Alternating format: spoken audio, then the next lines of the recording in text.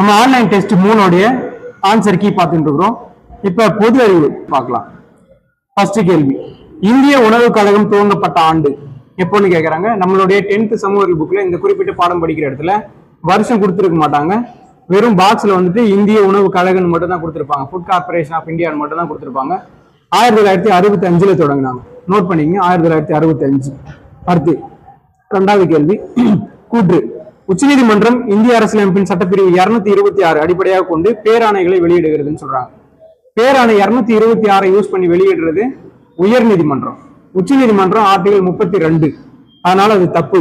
இந்த பேராணை மாநிலத்தில் உள்ள அனைத்து நீதிமன்றங்களையும் கட்டுப்படுதுன்னு சொல்றாங்க, அதுவும் தப்பு தான். கூற்று காரணம் ரெண்டுமே தப்பு. Answer C. அடுத்து 3, காந்தத்தன்மை உள்ள பொருள்களில் அடங்காதது எதுன்னு கேட்கிறாங்க. காந்தத்தன்மை இருக்கிற பொருள்ல அடங்காத பொருள் எது? நெகிழி, பிளாஸ்டிக் இருக்குல்ல, அதுல காந்தத்தன்மை எல்லாம் இருக்காது, நம்மளுக்கு தெரியும். நிக்கல் இருக்கும், கோபால்ட் இருக்கும், இரும்பு இருக்கும். ஆளுநர், முதலமைச்சர், அமைச்சரவை, மேலவை உறுப்பினர் அப்படின்ட்டு ஒரு பொறுப்பு கொடுத்திருக்காங்க. அதுக்கு ஆன்சர் வந்து ஆப்ஷன் ஏ. ஆளுநர் மாநில அரசின் தலைவர், முதலமைச்சர் மாநில அரசாங்கத்தின் தலைவர், அமைச்சரவை சட்டமன்றத்திற்கு பொறுப்பானவர்கள், மேலவை உறுப்பினர்கள் மானியங்களுக்கு வாக்களிக்க முடியாது அப்படின்ட்டு ஆப்ஷன் ஏ நேரடியாகவே ஆன்சர் போறது.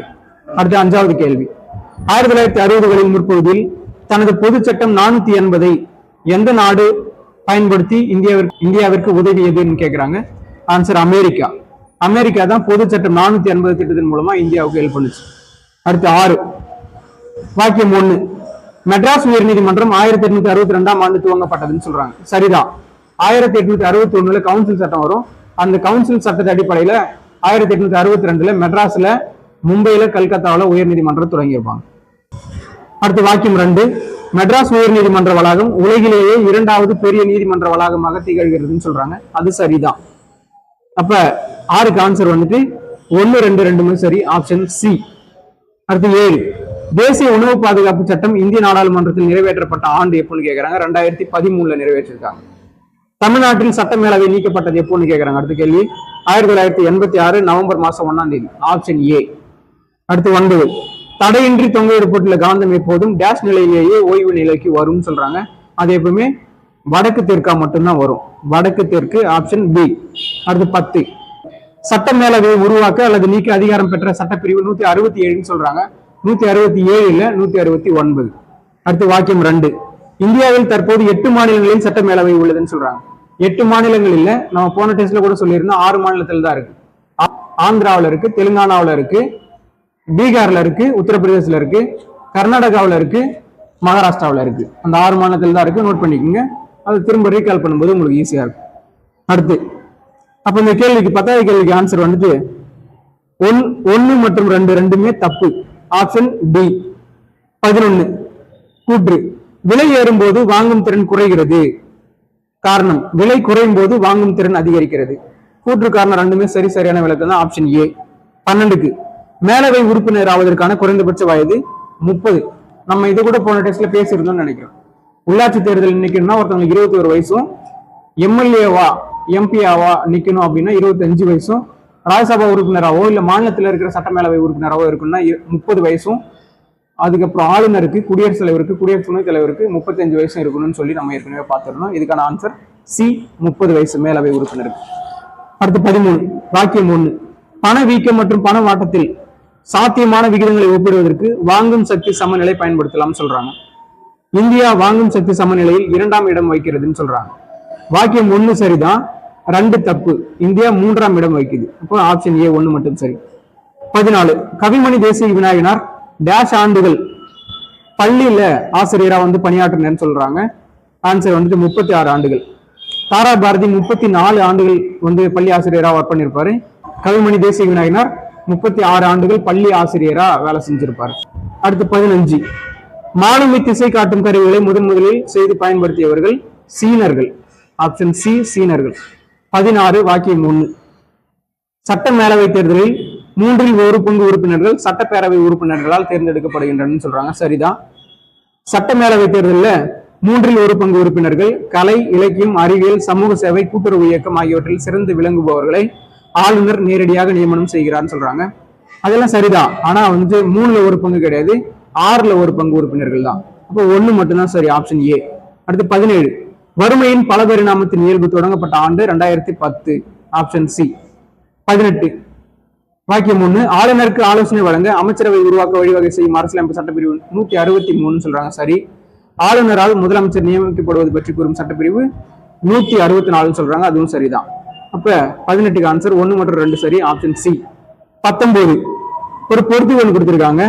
அந்த ஈரநிலம் சொல்லுவாங்க இல்லைங்களா, சதுப்பு நிலம், அது தொடர்பா எந்தெந்த பகுதியில் இருக்கு, அது எந்த மாவட்டம் இல்ல எந்த இடத்துல இருக்கு அப்படின்னு சொல்றதை பத்தி ஒரு பொறுத்து கொடுத்திருக்காங்க. பிச்சாவரம் கடலூர் சரி, பள்ளிக்கரணை சென்னை தான், செம்பரம்பாக்கம் காஞ்சிபுரம் தான், சுந்தரவனம் மேற்கு வங்காளம், எல்லாமே நேரடியாக பொருந்திருக்கு. Option A 1 2 3 4. அடுத்து கேள்வி 20. விதான் பரிஷத் என்று அழைக்கப்படுவது, விதான் பரிஷத் என்று அழைக்கப்படுவது சட்ட மேலவை. அடுத்து 21. வாக்கியம் 1. வறுமையின் பலபரிணாம வறுமை குறியீடானது ஐக்கிய நாடுகளின் மேம்பாட்டு திட்டத்தின் மூலம் உருவாக்கப்பட்டது சரிதான். வாக்கியம் 2. இந்த திட்டம் ஆக்ஸ்போர்டு வறுமை மற்றும் மனித மேம்பாட்டு முனைவு இவங்களும் சேர்ந்து பண்ணாங்கன்னு சொல்றாங்க, ரெண்டுமே சரிதான். கூற்று 1 2 சரி. 21க்கு ஆன்சர் சி. அடுத்து 22. ஆளுநருக்கான சிறப்பு உரிமைகளை வழங்கும் அரசியலமைப்பு சட்டப்பிரிவு 361 அது. அடுத்து 23. மெக்னீசியம் சல்பேட் ஹைட்ரேட் என்று அழைக்கப்படுவது எப்சம். ஜிப்சத்துக்கு கால்சியம் சல்பேட் அப்படின்னு வரும். சரி. அடுத்து 24. ஆளுநர் கீழ்கண்ட எந்த அரசியலமைப்பு சட்டப்பிரிவை பயன்படுத்தி மாநில சட்டமன்றம் நடைபெறாத போது அவர் அவசர சட்டத்தை பிறப்பிக்கலாம் அப்படின்னா ஆப்ஷன் பி 213. குடியரசுத் தலைவருக்கு 123, ஆளுநருக்கு 213. அடுத்து 25. கூற்று ஃபீனால் கார்பாலிக் அமிலம் என்று அழைக்கப்படுகிறது, இது கனிம அமிலம் சொல்றாங்க, கனிம அமிலம் இல்ல, அது கரிம அமிலம். அடுத்து காரணம், இது வீரியம் குறைந்த அமிலத்திற்கு எடுத்துக்காட்டு, அது சரிதான். ஃபீனால்ன்றது வீரியம் குறைந்த அமிலத்திற்கு தான் எடுத்துக்காட்டு. ஆன்சர் கூற்று தவறு, காரணம் சரி. Option B. அடுத்து 26. மாநில அரசு பற்றி கூறும் அரசியலமைப்பு சட்ட பகுதி எதுன்னு கேக்குறாங்க. மாநில அரசுன்னா 6, மத்திய அரசுன்னா 5. 27. ஒரு பொறுத்து கொடுத்திருக்காங்க. நுகர்வோர் கூட்டுறவு பொது விநியோக முறை, யுஎன்டிபி, தேசிய உணவு பாதுகாப்பு சட்டம். Answer option D. நுகர்வோர் கூட்டுறவு தரமான பொருட்களை வழங்குதல், பொது விநியோக முறை, மானிய விகிதங்கள், யுஎன்டிபி ஐக்கிய நாடுகள் வளர்ச்சி சபை, தேசிய உணவு பாதுகாப்பு சட்டம் 2013. அடுத்து 28. இல்லாதவருக்கு தருவதால் உண்டாகும் இன்பத்தை அறியாதவர்கள் என்று வள்ளுவரால் குறிப்பிடப்படுபவர்கள் யார் அப்படின்னா வன்கணவர் அப்படின்றவங்க. Option B. அடுத்து 29. டெரரியம் என்பது நிலவாழ் காட்சியகத்திற்கு எடுத்துக்காட்டாகும் சொல்றாங்க, சரிதான். அடுத்து அக்வாரியம் என்பது நீர்வாழ் காட்சியகத்திற்கு எடுத்துக்காட்டுன்னு சொல்றாங்க, அதுவும் சரிதான். ரெண்டுமே சரி. Option C. அடுத்து 30. வாக்கியம் 1. விதி 157 ஒன்று அல்லது அதற்கு மேற்பட்ட மாநிலங்களுக்கு ஒரு ஆளுநர் பணியாற்றலாம் சொல்லுது, தப்பு. 157 158 ரெண்டுமே மாநில ஆளுநருடைய தகுதிகளை சொல்லுது. வாக்கியம் 2. 158 ஆளுநர் ஆவதற்கான தகுதிகளை சொல்றாங்க அப்படின்னு சொல்றாங்க, அது சரிதான். 1 சரி 2 தப்பு. அப்போ ஆன்சர் பி 2 மட்டும் சரி. அடுத்து 31. பூஞ்சைகள் என்பது கீழ்கண்ட எதற்கு எடுத்துக்காட்டாகும் சொல்றாங்க, சிதைப்பவைக்கு எடுத்துக்காட்டு பூஞ்சைகள். அடுத்து 32. வாக்கியம் 1. மாநில சபாநாயகர் ஒரு மாநில அரசின் தலைவர் சொல்றாங்க, தப்பு. மாநில அரசோட தலைவர் எல்லாம் கிடையாது, சபாநாயகர்ன்றவரு அந்த அவையை வழிநடத்தி போறவர். சரி. அடுத்து சபாநாயகர் மாநிலத்தில் உள்ள மேலவையை வழிநடத்தி செல்கிறார்னு சொல்றாங்க. வாக்கியம் 2ல அவர் மேலவையை வழிநடத்த மாட்டாரு, கீழவையை தான் வழிநடத்துவாரு. மேலவை அந்த அவையில இருக்கிற மூத்த உறுப்பினர் யாராவது வழிநடத்துவாங்க. அடுத்து 33. தாங்கி இருப்பு அதாவது பஃபர் ஸ்டாக் என்பது உணவு பங்கு தானியங்கள் அதாவது கோதுமை மற்றும் அரிசி டேஷ் மூலம் அரசாங்கம் கொள்முதல் செய்கிறதுன்னு சொல்றாங்க. Food corporation of India. Book back question இது, நீங்க புக் பேக்கையும் கம்பல்சரி படிக்கணும், அதுல இருந்து கேள்வி கண்டிப்பா கேட்பாங்க. அடுத்து 34. கூற்று உத்தரப்பிரதேசம் ஈரவை சட்டமன்றத்தை பெற்றுள்ளது, சரிதான். பஞ்சாப் ஈரவை சட்டமன்றத்தை பெற்றுள்ளதுன்னு சொல்றாங்க. பஞ்சாப்ல ஈரவை சட்டமன்றம் இல்ல, நம்ம ஒரு 6-7 கேள்விக்கு முன்னாடி தான் எங்கெல்லாம் இருக்குன்னு சொல்லி பார்த்தோம். அப்ப கூற்று சரி, காரணம் தப்பு. Option C. அடுத்து 35. உற்பத்தியாளர்கள் எனப்படுபவை தாவரங்கள். ஆப்ஷன் சி தாவரங்கள். அடுத்து 36. வாக்கியம் 1. ஆளுநர் தனது ராஜினாமா கடிதத்தை குடியரசுத் தலைவரிடம் கொடுக்கிறார். ஆளுநர் அவருடைய ராஜினாமா கடிதத்தை குடியரசுத் தலைவரிடம் தான் கொடுக்கிறார், சரிதான். அடுத்து வாக்கியம் 2. குடியரசுத் தலைவர் தனது ராஜினாமா கடிதத்தை உச்சநீதிமன்ற தலைமை நீதிபதியிடம் கொடுக்கிறான்னு சொல்றாங்க. குடியரசுத் தலைவர் அவருடைய ராஜினாமா கடிதத்தை துணை குடியரசுத் தலைவர்கிட்டையும், துணை குடியரசுத் தலைவர் அவருடைய ராஜினாமா கடிதத்தை குடியரசுத் தலைவர்கிட்டையும் கொடுப்பாங்க. அப்ப 2வது இருக்கிறது தப்பா இருக்கு, 1 மட்டும் சரி. 36க்கு ஆப்ஷன் ஏ. அடுத்து 37. டேஷ் இந்தியாவில் தோன்றியதால் உணவு தானிய உற்பத்தியில் தன்னிறைவு பெற வழிவகுத்தது. பசுமை புரட்சி. ரொம்ப அடிப்படையான கேள்வி. ரொம்ப ஈஸியான கேள்விதான். பசுமை புரட்சி தோன்றதுனாலதான் நம்ம வந்து உணவுல தன்னிறைவு அடைஞ்சோம். அடுத்து 38. வாக்கியம் 1. ஆளுநர் மாநிலங்களில் உள்ள பல்கலைக்கழகங்களின் துணைவேந்தராக செயல்படுகிறார்னு சொல்றாங்க. துணைவேந்தரா இல்ல, அவர் தான் வேந்தரா இருப்பார். ஒரு பல்கலைக்கழகத்திற்கும் ஒரு துணைவேந்தர் இருப்பாங்க. ஒட்டுமொத்தமா தமிழ்நாட்டில் இருக்கிற எல்லா பல்கலைக்கழகங்களுக்கும் வேந்தரா இருக்கிற ஒரு ஆளுநர் தான். அடுத்து வாக்கியம் 2. மாநில அமைச்சரவையின் தலைவராக சபாநாயகர் திகழ்கிறார். மாநில அமைச்சரவையின் தலைவரா முதல்வர் தான் திகழ்வாரு, சபாநாயகர் இல்ல. அப்ப ரெண்டுமே தப்பா தான் இருக்கு. Option D. 38க்கு ஆன்சர் டி. அடுத்து 39. உலக அளவில் கனிகள் மற்றும் காய்கறிகள் உற்பத்தியில் இந்தியா டேஷ் இடம் வகிக்கிறது. 2ஆம் இடம். வாழைப்பழம் அது மாதிரி பர்சனலா அது மாதிரி தனிப்பட்ட ஒண்ணு கேட்கறாங்க அப்படின்னா அது முதலிடமும், ஒட்டுமொத்தமா கனிகள் மற்றும் காய்கறி அப்படின்னு கேட்கும்போது 2வது இடமும் வகிக்கும். அடுத்து 40வது கேள்வி. விதான் பரிஷத்தில் உள்ள குறைந்தபட்ச உறுப்பினர்கள், அதாவது மேலவையில் இருக்கிற குறைந்தபட்ச உறுப்பினர்கள் 40 பேர் இருக்கலாம். மேலவையில 40 பேரும் கீழவையில 60 பேரும் குறைஞ்சபட்சம் இருக்கிறாங்க.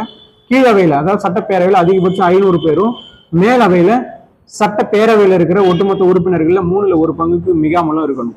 அடுத்து 41. 5வது சட்டத்திட்டத்தின்படி 1956ஆம் ஆண்டு 2 அல்லது அதற்கு மேற்பட்ட மாநிலங்கள்ல, இன்னும் கூட யூனியன் பிரதேசங்கள்ல ஒரு பொதுவான உயர் நீதிமன்றம் இருக்கலாம்னு சொல்றாங்க. அந்த வருஷம்லாம் சரிதான், ஆனா சட்டத்திட்டம் 5 இல்ல 7, 7வது சட்டத்திட்டம். வாக்கியம் 2. பஞ்சாப், ஹரியானா மற்றும் சண்டிகர் ஆகிய பகுதிகளுக்கு சண்டிகரில் உள்ள உயர் நீதிமன்றமே பொது நீதிமன்றமாக இருக்குன்னு சொல்றாங்க. அது சரிதான். அப்ப 41க்கு ஆன்சர் 2 மட்டும் சரி, ஆப்ஷன் பி. அடுத்து 42. காந்தியடிகள் டேஷை சுற்றியுள்ள ஊர்களில் சுற்றுப்பயணம் செய்தார். அப்போது கானாடு காத்தான் என்னும் ஊரில் அன்பர் ஒருவர் வீட்டில் தங்கி இருந்தாலும் சொல்றாங்க. காந்தியடிகள் தங்கியிருந்த அந்த கானாடு காத்தான் வந்துட்டு எந்த ஊருக்கு பக்கத்துல இருக்குன்னு கேக்குறாங்க. காரைக்குடிக்கு பக்கத்துல இருக்கு. அடுத்து 43. மத்திய மருந்து ஆராய்ச்சி நிறுவனம் அமைந்துள்ள இடம் லக்னோ. உங்களுடைய 6வது சயின்ஸ் புக்ல ஒரு பாக்ஸ்ல கொடுத்துருப்பாங்க, அது இங்கிலீஷ்ல மட்டும் கொடுத்துருப்பாங்க. நீங்க தமிழ்ல அதை தமிழ்படுத்தி எழுதிங்க, கண்டிப்பா கேள்வி கேட்கறதுக்கான வாய்ப்பு உண்டு. அடுத்து 44. மாநில ஆளுநரை நியமிப்பவர் யாருன்னு கேட்கிறாங்க. குடியரசுத் தலைவர் தான் நியமிக்கிறாரு. 45. வாக்கியம் 1. குழந்தைகளுக்கு மலம் இலக்கியாக பயன்படுவது துளசின்னு சொல்றாங்க. துளசி இல்ல, கற்றாழை. அடுத்து வாக்கியம் 2. மஞ்சள் மூச்சுக்குழாய் அழற்சியை சரி செய்ய பயன்படுகிறதுன்னு சொல்றாங்க. மஞ்சள் இல்லாது துளசி தான் மூச்சுக்குழாய் அழற்சியை சரி செய்ய பயன்படும். அப்ப 1, 2 ரெண்டுமே தப்பு, ஆப்ஷன் டி. சரி, ஓகே. நம்ம அடுத்த வீடியோல இந்த ஆன்லைன் டெஸ்ட் 3 சைக்காலஜியும் மேக்ஸையும் பார்க்கலாம். நன்றி.